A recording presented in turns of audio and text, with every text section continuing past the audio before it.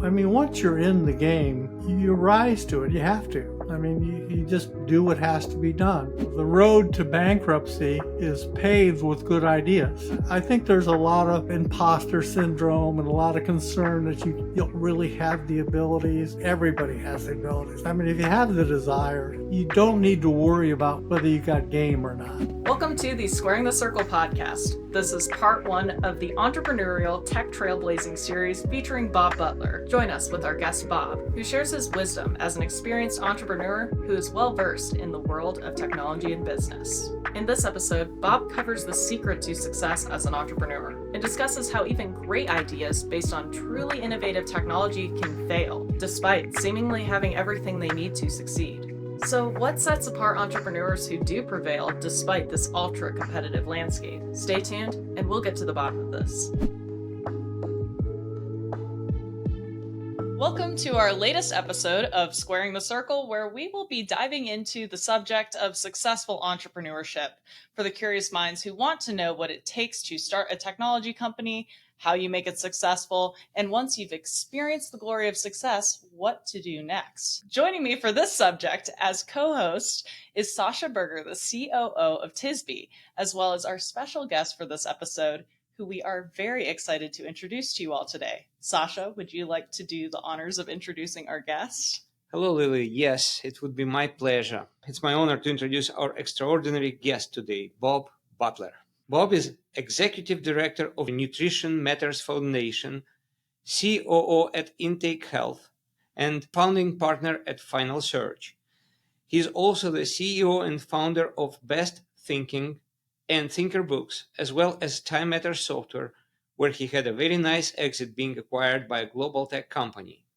And also a founder of the Tech Starts Plus Startup Accelerator, which he ran for 5 years. Bob has held leadership roles in high-tech innovation across startups to global companies. And that's just business. And in his spare time, which he has a lot of, obviously, he's been involved with the casual projects like the economic development of the US Department of Commerce. And Bob is also an Ironman certified coach and commercial pilot. I also want to mention that we are proud in Tisby to have Bob as our current customer, and we count him as a friend of our company.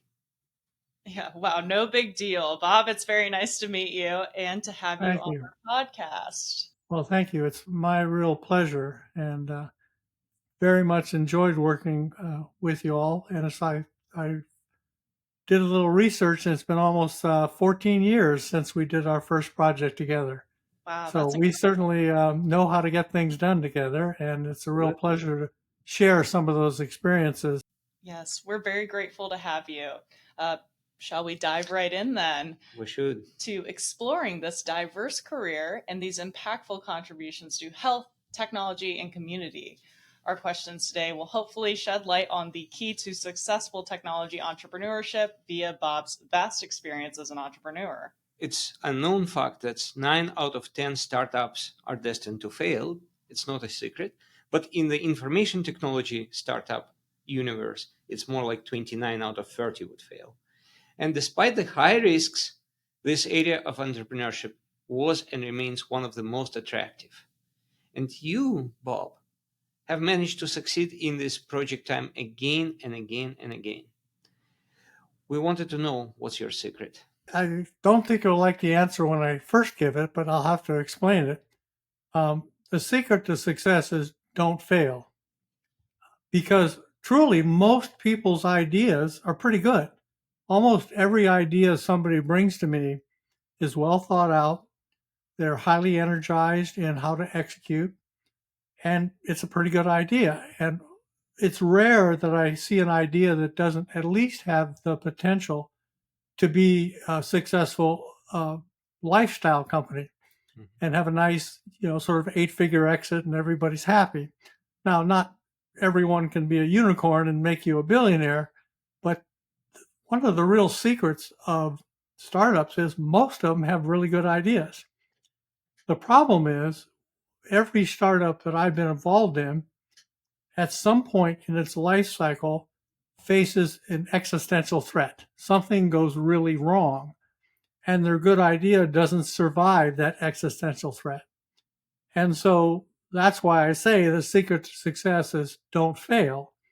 And while most entrepreneurs are busy aspiring for all the success, they don't backstop for this existential threat. And so it's that failure. And I've never seen an idea that didn't have at least one existential threat.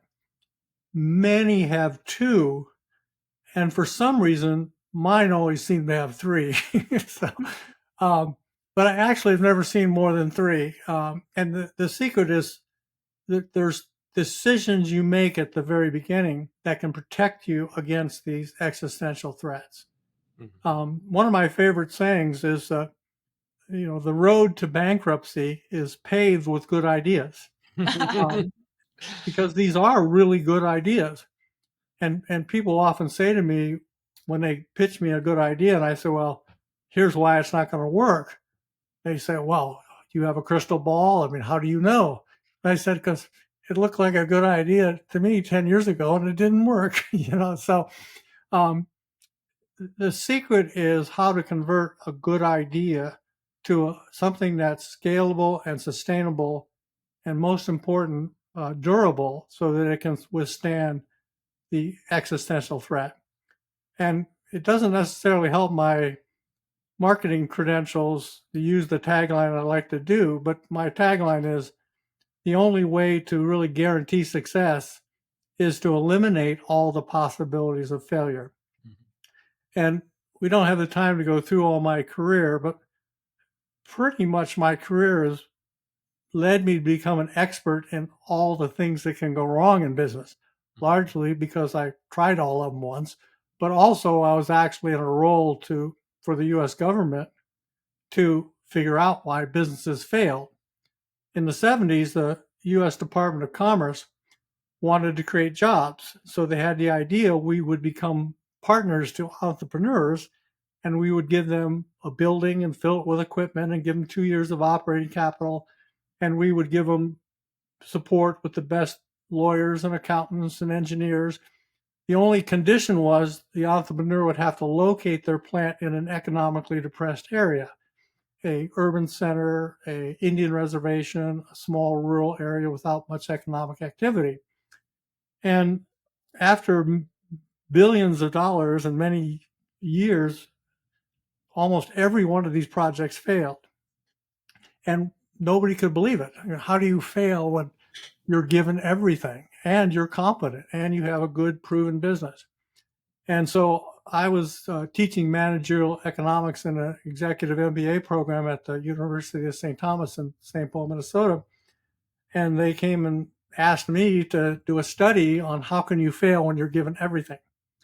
And through that study, I became somewhat of an expert in failure forensics. And so it's a little bit of a doggy downer, because talking to me is a lot about avoiding failure when everybody wants to talk about all their riches and success. But that's how you get there. Yeah, I think it's very valuable insight, Bob. And let's not take it lightly.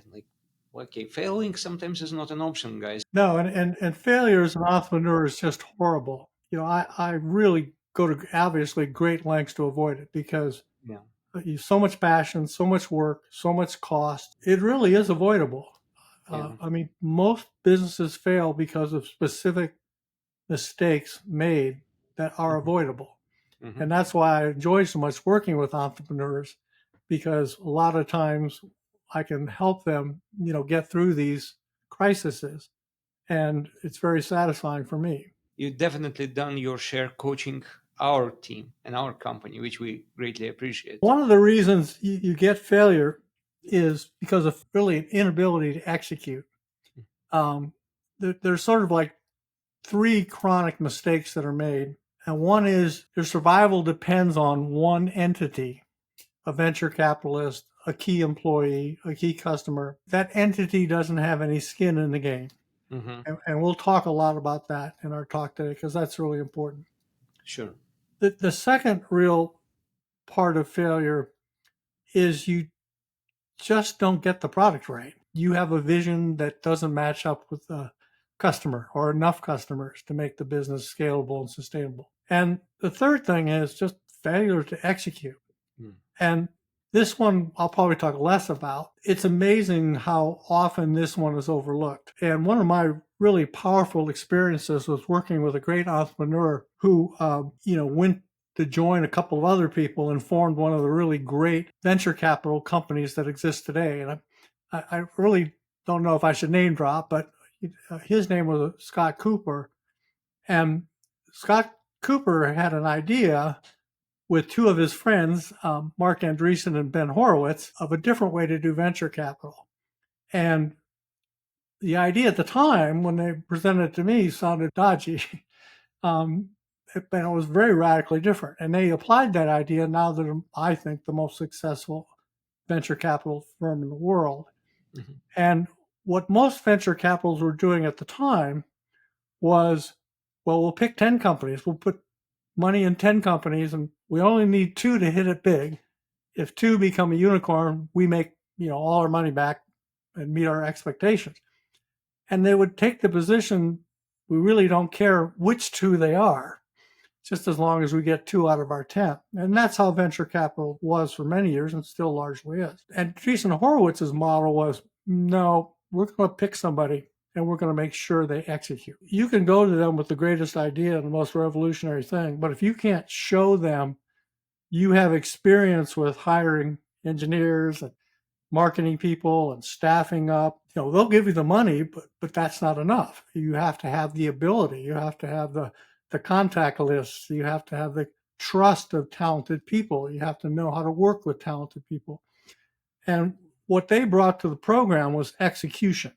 Mm-hmm. And that was what was solely missing in what I call the Silicon Valley model.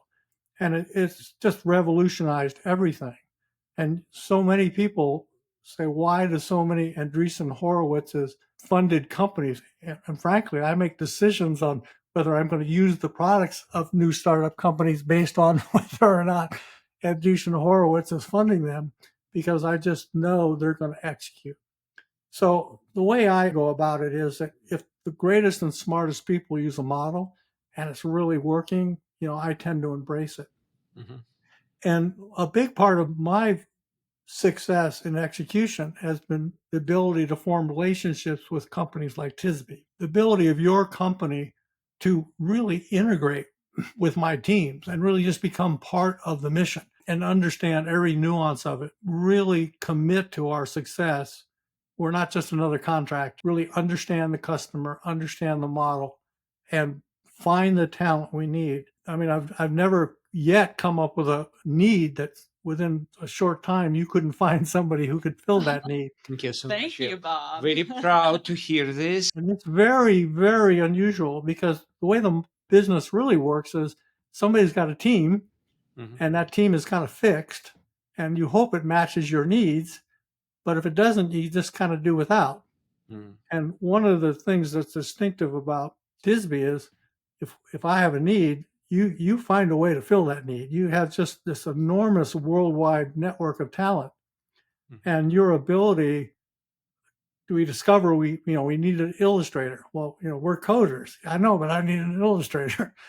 Within 2 weeks, there's an illustrator on the team. I heard this is pretty good, talented illustrator from UK. We got on the team.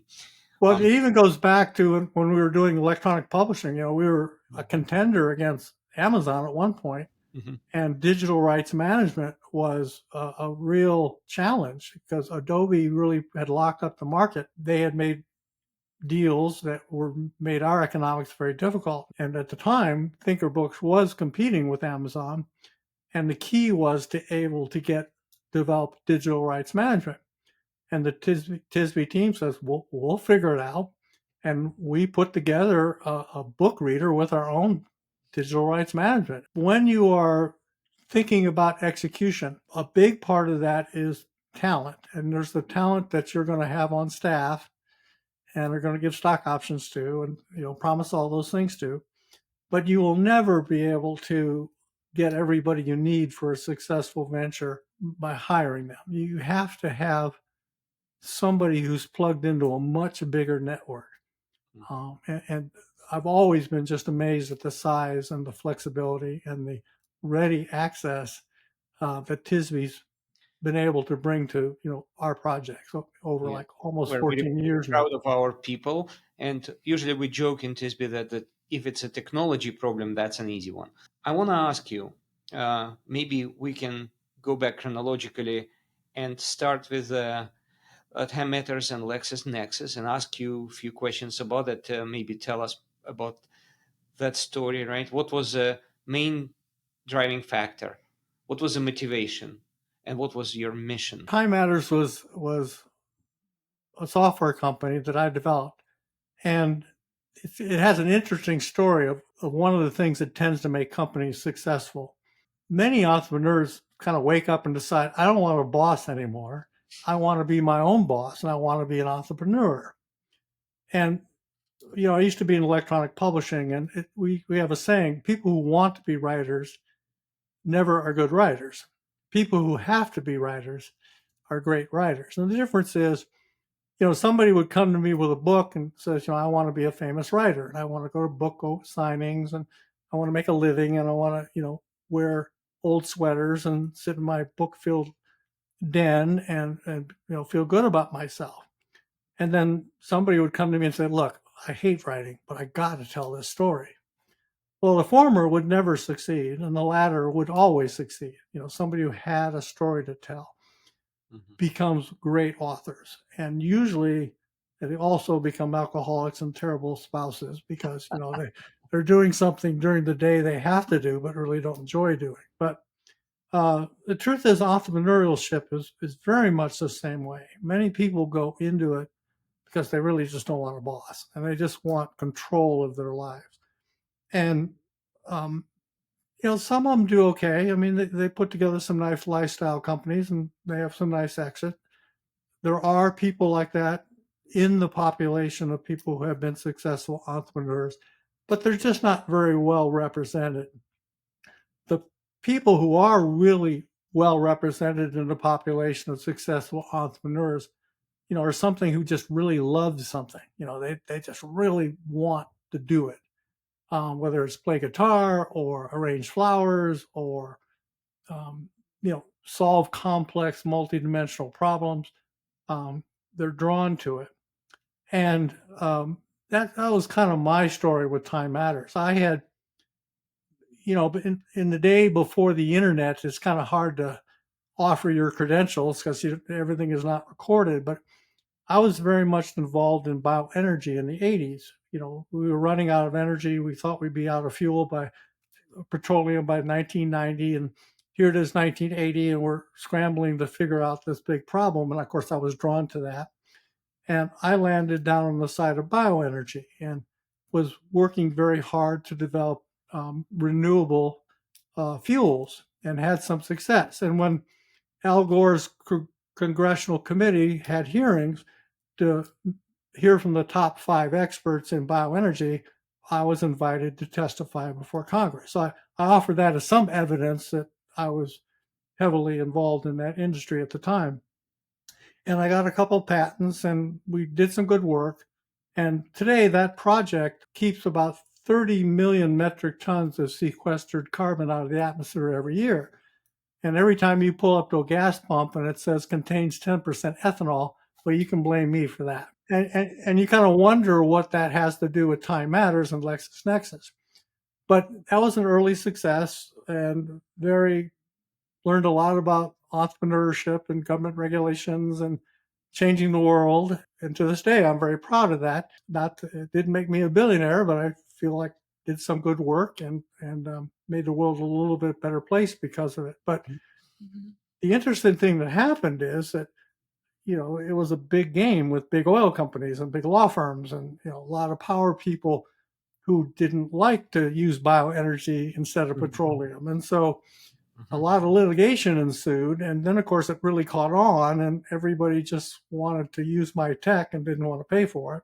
And so I ended up involved in a lot of litigation. And I would get these bills from the lawyers that say, $40,000 for services rendered. And I'd kind of say, well, could you be a little more specific? And they said, well, yeah, we worked on your case. So, a little more specific? No, we don't do that. And so I sat down and started writing some software to track my own billings, and basically told the lawyers I wanted them to track their time and tell me how many hours they worked on each one of my cases and so on. And out of that came this piece of software, which I called at the time practice management, which there was no such thing. So the whole Time Matters grew out of a need that I had.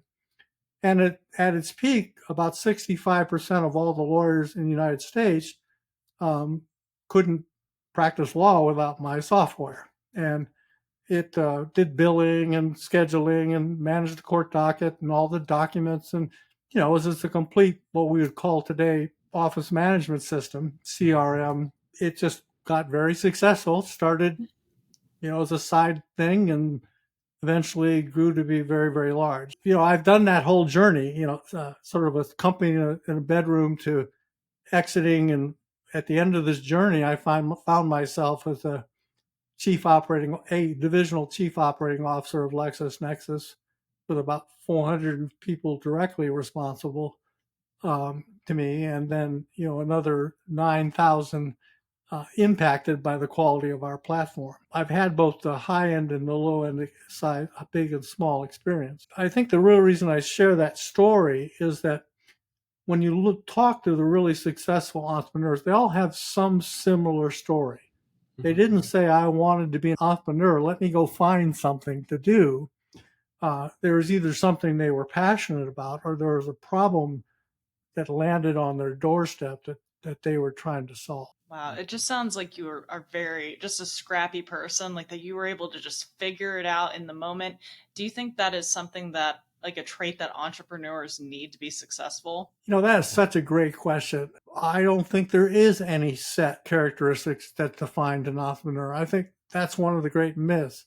There's an author, Doug Tatum. He has a book called No Man's Land, and it's very technical, a lot of research. And the main point it talks about is how to get from small funding to big funding. In that book, you realize he did a big study of entrepreneurs, and his data shows they're all ages, all types, all genders, all talents, that there is no model entrepreneur, that every personality type who has a passion, who is hardworking, and is in a position to take some risk, meaning a supportive spouse or, a good funding source, because that's critical. You have to be able to take the risk of being an entrepreneur.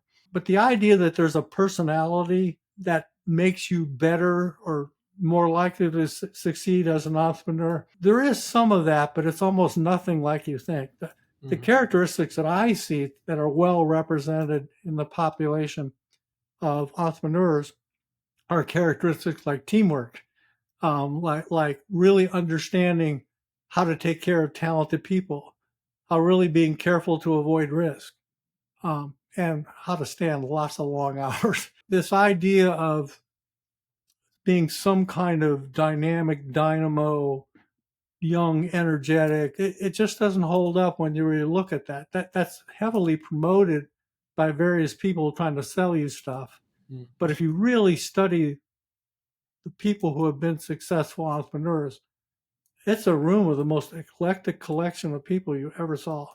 But they have one thing in common. They are all passionate about something, and they all really were able to motivate and resource and lead a team of talented people. How do you manage wearing so many different hats at once? Well, I think it's one of these things that you don't even get a chance to ask yourself that question, because it's all coming at you so fast, you just do it. I wouldn't worry too much about your capabilities. I mean, once you're in the game, you rise to it. You have to. I mean, you just do what has to be done.